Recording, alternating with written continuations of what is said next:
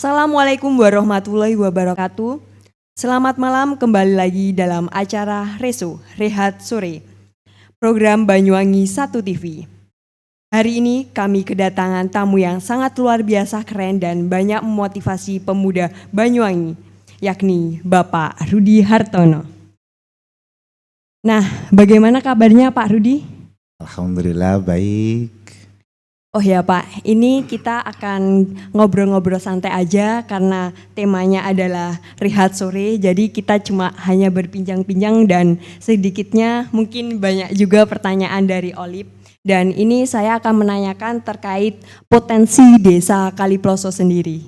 Ya, Oke Pak, untuk mengawali pertanyaan hari ini, mungkin Olip tanya terkait sejak kapan Bapak menjabat sebagai Kepala Desa Kaliploso? sampai hari ini kurang lebih 2 tahun 10 bulan saya jabat sebagai kepala desa, karena per bulan Desember 2017 kita dilantik sebagai kepala desa di Desa Kaliploso. Terkait program unggulan Bapak sendiri itu apa? Ya, prinsipnya unggulan Desa Kaliploso itu sesuai dengan potensi wilayah yang sudah ada. Kaliploso ini desa pertanian, Kaliploso itu desa peternakan, Kaliploso itu desa dengan aneka UMKM yang hari ini sedang tumbuh kembang begitu. Tapi fokus pada sektor pertanian yang kami anggap sebagai program unggulan desa yang perlu kita garap dan perlu kita kembangkan. Karena memang hanya itu masyarakat desa Kaliploso bisa sejahtera. Pertanian pun ada di sektor pangan, ada juga banyak di sektor horti. Dan alhamdulillah pangan maupun horti ini cukup bisa memberikan dampak ekonomi yang luar biasa pada masyarakat desa Kaliploso ketika dikembangkan dengan cara yang efektif dan tepat guna. Kenapa Bapak memilih pertanian sebagai ikon desa Kaliploso sendiri? Sebetulnya istilahnya bukan ikon ya, tetapi karena pertanian ini sudah menjadi bagian penting dari masyarakat desa Kaliploso yang rata-rata pencahariannya adalah pertanian.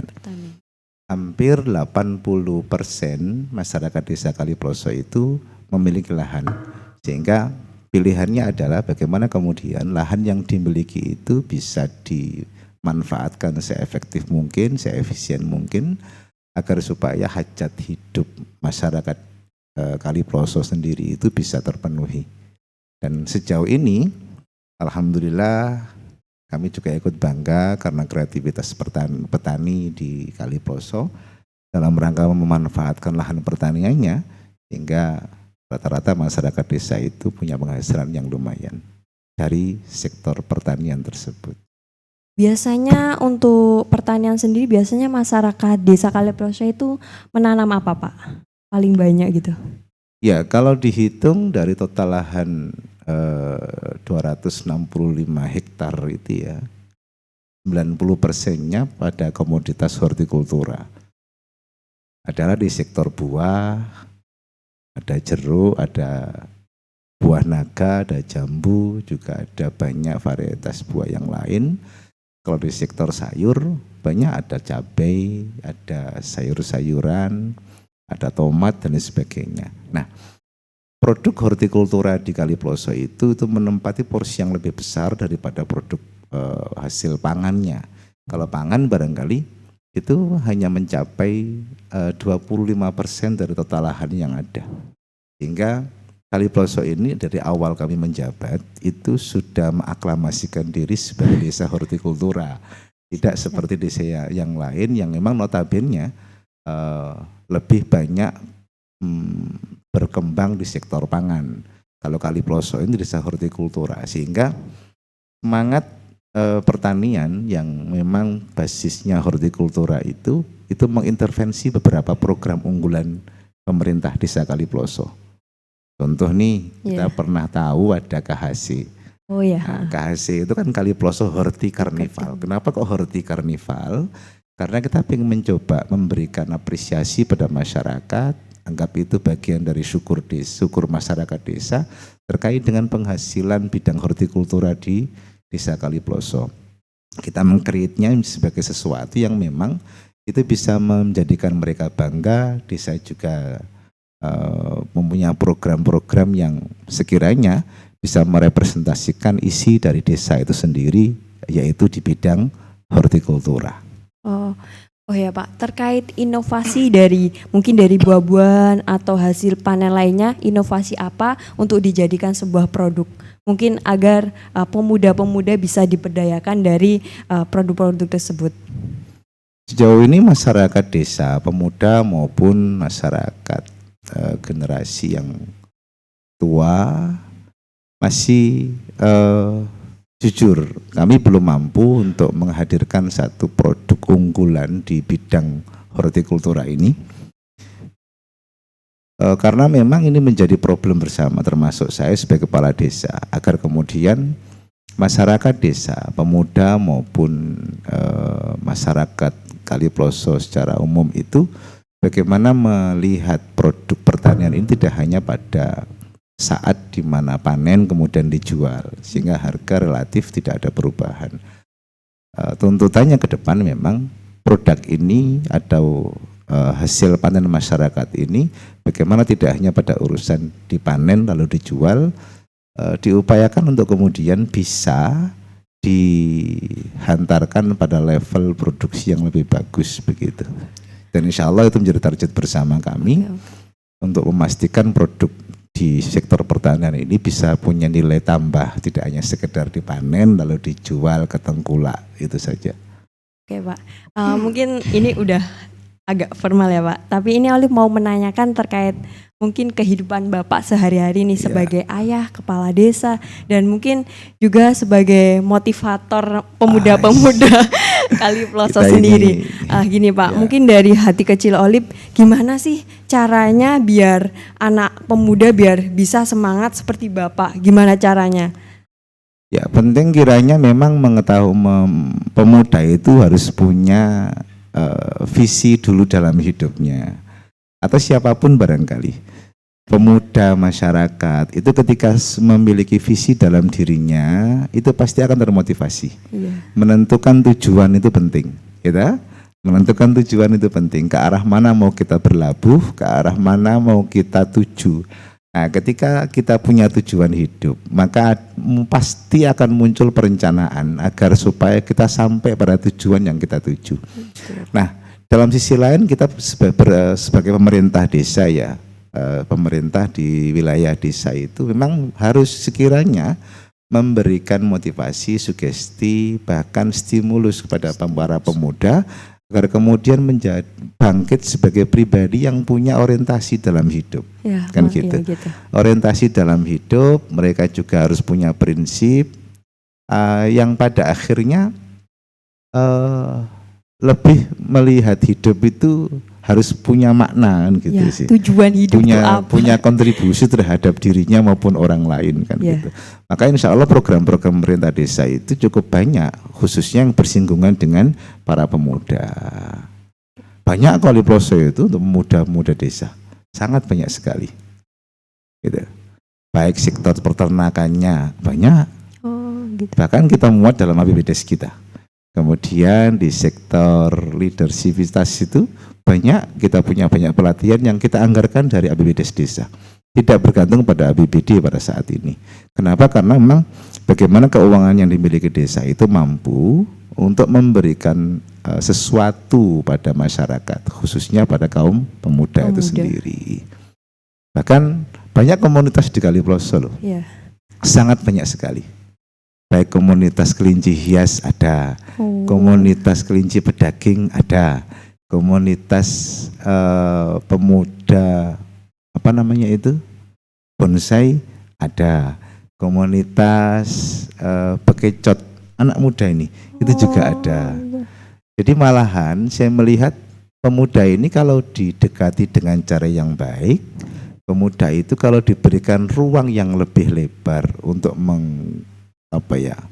meluapkan dirinya, maka mereka dengan sendirinya akan menemukan kediriannya. Nah, PR kita selaku orang tua, taruhlah saya kepala desa itu di orang tua ya, adalah bagaimana membantu masyarakat khususnya para pemuda untuk menemukan diri dia itu siapa. Nah, sehingga kita pernah ada sebuah kegiatan begini, menemukan kedirian pemuda, kan gitu sih. Pemuda itu kadang-kala rumangsa umur itu, kadang nggak ngerti kalau hari ini dia masuk pada fase pemuda yang hidupnya harus produktif, yang harus memulai untuk menentukan tujuan, yang harus memulai untuk bagaimana menata masa depan dengan baik. Nah, itu penting, dan kami karena saking melihat ini pentingnya sehingga pemerintah desa malah memberikan porsi anggaran khusus untuk itu. Diberikan peluang gitu ya Pak? Kita kasih peluang, kita kasih program, dan kita anggarkan, sengaja kita anggarkan di APBDes kita agar pemuda ini betul-betul tergarap dengan baik. Karena kita perhatiannya berpikirnya begini, ini adalah generasi desa, mereka akan bertanggung jawab pada zamannya. Pemuda itu kan itu. Iya. Maka saya wajib mentransformasikan apa yang saya punya kepada generasi muda ini dalam rangka apa? Ya menyiapkan pada suatu waktu mereka menjadi pemimpin, mereka menjadi pribadi yang bisa bermanfaat, menjadi pribadi yang memang pada akhirnya bisa membagikan sesuatu yang baik kepada diri dia, keluarga dan lingkungan gitu. Oh, jadi dari desa sendiri udah memberikan peluang untuk pemuda-pemuda agar mereka meluangkan atau berkreativitas apa yang dia mau, dan dari desa sendiri memberikan peluang gitu ya Pak? Gitu. Di Sekali Ploso insya Allah sejauh ini kita cukup apresiasi pada para pemuda, bahkan memberikan ruang yang lebih pada pemuda. Oke. Jadi apa namanya Pak, terkait pemuda sendiri, mungkin ada beberapa komunitas, contoh apa saja Pak yang mungkin yang dilakukan pemuda di Desa Kaliploso gitu? Tadi di awal saya sebutkan bahwa komunitas di Kaliploso itu khususnya pemuda relatif cukup banyak. Ada kaum musisi, ya ada pemuda Desa Kaliploso itu yang memang tergabung dalam klub musik desa, karena Kaliploso ada studio musik gitu ya. Nah, saya juga baru tahu kalau warga Kaliploso itu orang sing iso gitaran. Yes. Gara-gara apa? Gara-gara tak kei studio. Saya juga baru tahu kalau warga desa itu punya kemampuan di bidang olah suara gitu ya. Terbukti kemarin ketika ada festival musik gitu ya. Itu memang baru kita sadar, oh warga Kaliploso itu pinter gitaran, pinter nyanyi, ya gak elek sih. Ternyata potensinya banyak sekali. Jadi memang pemerintah kayak saya di desa ini wajib hukumnya memberikan ruang seluas-luasnya pada siapapun, khususnya pemuda, agar mereka terbantu untuk mampu menemukan potensi yang dia miliki itu apa. Sehingga dalam arti lain kita sebetulnya sedang menyiapkan sesuatu sih, sedang kita lakukan transformasi ilmu, transformasi pengetahuan, pengalaman pada mereka untuk menyiapkan di masanya nanti begitu. Oke. Oh ya Pak, kita akan lanjut lagi, dan pemirsa Banyuwangi 1 TV masih banyak pertanyaan lagi. Jangan kemana-mana, tetap ikuti acara Resu hari ini. Kita akan kembali lagi sesaat lagi. Baik pemirsa, kembali lagi ke acara kita. Gimana Pak Kades, bisa lanjut? Siap. Terkait program, AK sendiri itu apa menjadi program unggulan Bapak? Ya, AK ini jadi satu hal yang menurut saya istimewa. Agrowisata Kebun Quran. Jadi ini mungkin satu-satunya di Banyuwangi, bahkan kalau boleh saya agak roto atau sidik, karena saya Indonesia gak ono kecuali di Kaliploso gitu ya. Jadi agrowisata Kebun Al-Quran, memang ini karena bagian dari komitmen kami berdesa untuk mengembangkan sektor pertanian gitu. Awalnya memang bagaimana kemudian tanah kas desa itu mampu memberikan manfaat lebih kepada masyarakat maupun desa. Tidak hanya urusan bengkok kita sewakan uangnya kita Kembali kelola lagi. menjadi apa begitu, tidak hanya itu. Ya. Tapi bagaimana kemudian tanah kas desa ini menaik fungsinya. Jadi istilahnya peningkatan fungsi dari tanah kas desa untuk memberikan peluang kerja pada masyarakat, untuk meningkatkan semangat para UMKM di desa itu sendiri, kemudian tambahan PADES juga, dan juga dalam rangka untuk menjadi ikon desa. Karena desa itu butuh satu simbol di mana simbol itu bisa menjadi karakter kuat dari desa itu sendiri.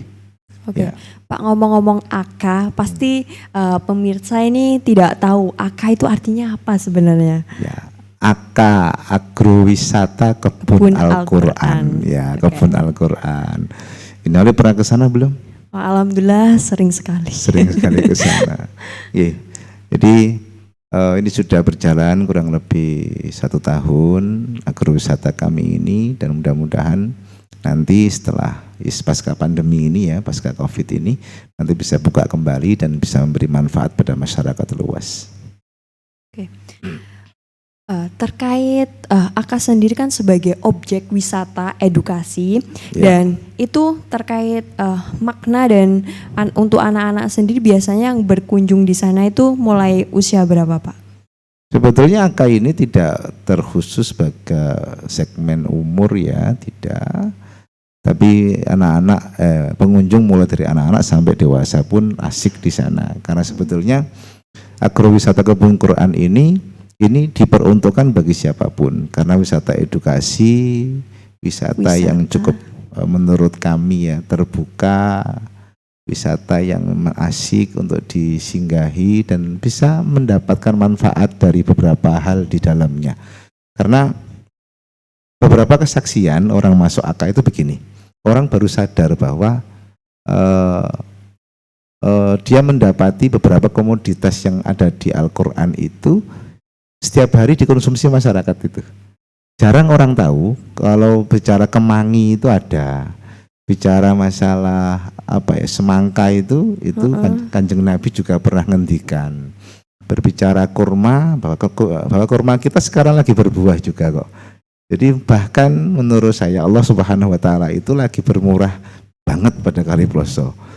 Ketika kita ingin mencoba membangkitkan syiar agama melalui agrowisata ini, kurma yang tidak kami apa-apakan dan hanya kami sentuh dengan hal yang sangat sederhana sekali, ternyata mampu kurma tumbuh berkembang bagus dan sekarang sedang berbunga dan berbuah. Dan luar biasa menurut kami. Dan mudah-mudahan masyarakat itu malah bisa teredukasi gara-gara keberadaan kurma yang ada di Kaliploso dan saat ini sedang berbuah itu. Oke. Terkait respon masyarakat sendiri dengan adanya AK sendiri bagaimana, Pak? Ya. Sejauh ini respon bagus, masyarakat melihatnya memang ini kan istilahnya gini, disertifikasi dari satu destinasi wisata. Banyuwangi ini kan puluhan bahkan ratusan wisata, gitu. Mulai dari pantai, mulai dari kolam renang, mulai pegunungan, semua ada kita itu. Nah, kami memang sengaja menampilkan sesuatu yang berbeda. Konsepnya adalah konsep alam terbuka, kemudian ya pertanian, persawahan, tetapi ruhnya ada pada edukasi dari muatan isi dari AK itu sendiri. Karena kenapa kok dinamakan agrowisata Kebun Al-Quran? Sejatinya adalah komoditas yang tertanam di dalam AK itu kan semua yang tersimbolkan dalam Al-Quran itu sendiri. Kurang lebih 19 komoditas lah. Ada buah tin, ada kurma, ada bawang merah, ada bawang putih, ada timun, kemudian ada zanjabil itu jahe, ada yang berminyak-minyak itu. Ya, zaitun, ada buah tin, banyak, kurang lebih 19 komoditas. Artinya masyarakat kalau masuk ke agrowisata Kebun Quran itu kemudian mereka baru tahu, oh ternyata ini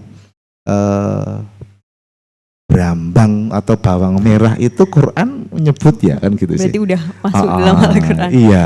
Tidak di Al-Baqarah ayat 61 itu. Oh pisang itu ternyata ada ya kan gitu. di Al-Waqiah 27:9 itu. Artinya kita mencoba mengedukasi masyarakat dengan cara yang sangat sederhana. Mereka datang, melihat, membaca, menyaksikan, dan kami yakin orang sepulang dari AK itu akan punya sesuatu dalam pikiran dan hatinya. Terutama masalah pemahaman. Pemahaman. Orang wajib tahu bahwa Allah itu menciptakan segala sesuatu dan sekian banyak ini apa yang sebetulnya disiratkan langsung dalam Quran. Kami mencoba mentransfer itu dalam bentuk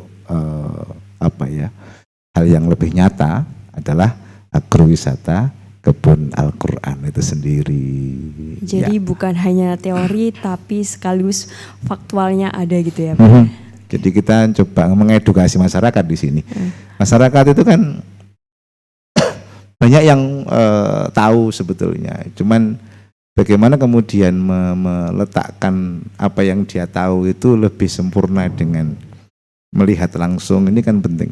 Dan kami berusaha menjadikan AK sebagai wadah itu. Orang datang, orang berwisata, orang belajar. Terutama anak-anak khususnya ya. Anak-anak ini perlu diedukasi mulai dini sehingga pada saat pertumbuhan dia menjadi remaja, dewasa, dan generasi tua, dia punya pemahaman lebih awal. Sehingga satu yang kami harapkan, syukur. Harus bersyukur, Gusti Allah menciptakan A, B, C, D, dan seterusnya itu semua untuk kita. Untuk kelangsungan kehidupan manusia itu. Dan kami memberikan pesan kalau di AK itu bahwa apapun yang sudah Allah syiratkan dalam Quran dari tanaman, buah-buahan itu semua punya khasiat yang luar biasa untuk kesehatan dan kelangsungan hidup umat manusia itu sendiri. Wah keren. Ya. Oke Mbak, terkait inovasi program kedepannya itu setelah AK itu apa Pak? AK tetap menjadi on progress ya, karena dia prioritas. Karena salah satu yang bisa mohon maaf kalau boleh saya sampaikan, salah satu yang bisa menjadi ikon Kali Ploso itu adalah AK itu sendiri. Meskipun dalam beberapa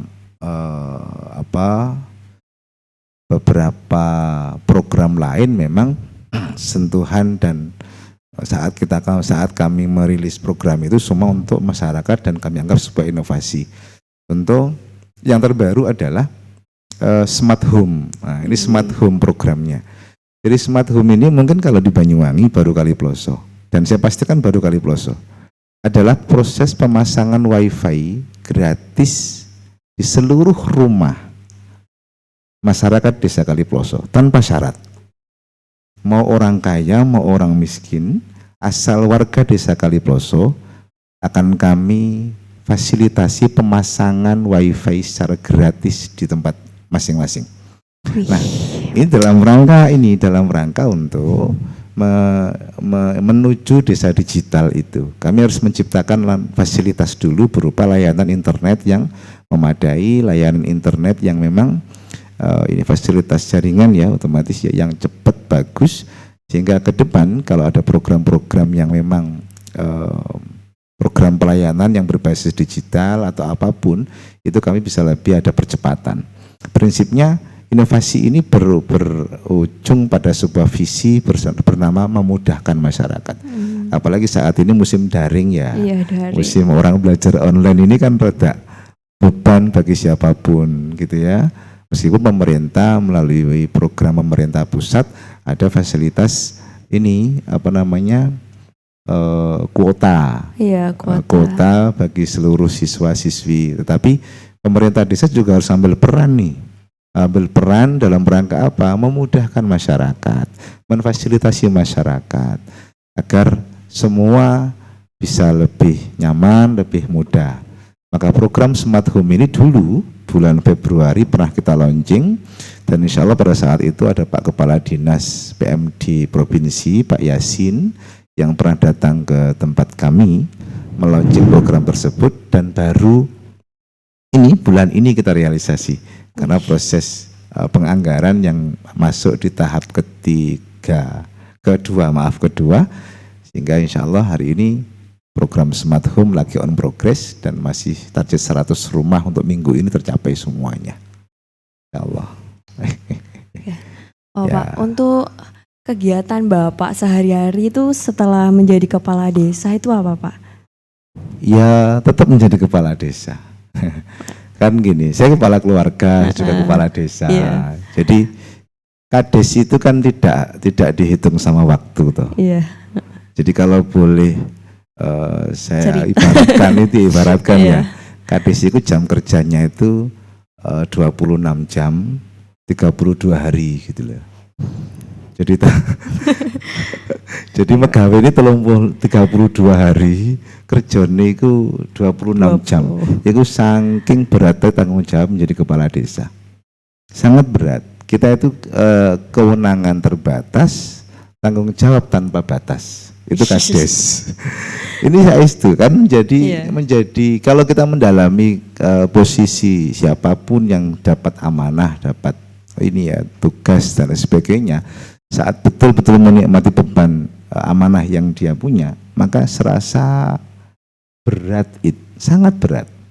Maka harus ada proses upaya bagaimana meringankan amanah itu dengan cara melakukan yang terbaik untuk menyelesaikan amanah tersebut. Ya, gitu. Oke Pak, mungkin ini pertanyaan terakhir dari Olip. Siap. Harapan Bapak sendiri untuk Banyuwangi dan khususnya untuk Desa Kaliploso itu apa Pak? Secara umum, kalau saya dalam kapasitas sebagai pemerintah ya, bagaimana pemerintah itu mampu menghadirkan kebaikan untuk masyarakatnya, mampu menghadirkan kemakmuran bagi masyarakatnya. Pemerintah mampu memfasilitasi semua kebutuhan masyarakatnya. Pemerintah harus mampu menghadirkan kesejahteraan pada masyarakatnya. Maka butuh komitmen di sini. Siapapun, mulai pemerintah kabupaten lewat bupatinya, desa lewat Pak Kadesnya, sampai presiden barangkali harus mampu menghadirkan sebuah program-program yang baik, yang orientasinya adalah kesejahteraan pada masyarakat. Butuh komitmen yang kuat, butuh jaringan yang kuat, dan terakhir butuh kecerdasan yang kuat pula. Karena komitmen tanpa kecerdasan juga tidak baik, komitmen tanpa jaringan yang kuat pun juga tidak baik. Maka dibutuhkan 3 hal. Dalam rangka apa? Menghadirkan program-program yang memang mampu mensejahterakan dan menghadirkan kemakmuran bagi seluruh masyarakat desa. Dan mudah-mudahan Kaliploso ke depan dan Banyuwangi kita ke depan bisa menjadi tempat tinggal yang baik dengan segala kedamaian dan kesejahteraannya. Karena visi Kaliploso untuk 2 tahun lagi menuju desa surga itu hari ini sedang kita rintis, dan insya Allah perlahan tapi pasti akan kita upayakan maksimal terwujudnya desa surga untuk Kaliploso. Keren. Oke, terima kasih Pak Rudi atas waktunya hari ini dan ilmu dan yang sangat bermanfaat bagi saya dan pemirsa Banyuwangi 1 TV. Demikian acara Rehat Sore hari ini. Semoga tayangan hari ini bermanfaat. Sampai jumpa. Wassalamualaikum warahmatullahi wabarakatuh.